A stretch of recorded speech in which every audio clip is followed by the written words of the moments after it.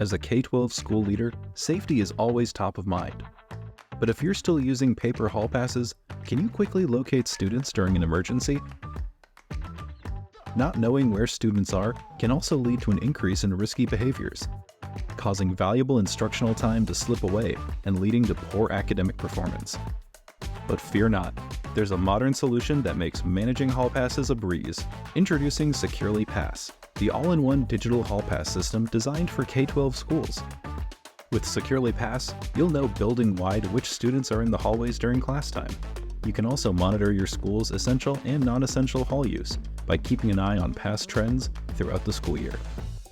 Here's how Pass works. The student creates a leave request on their device. Their teacher can review the request and approve the pass.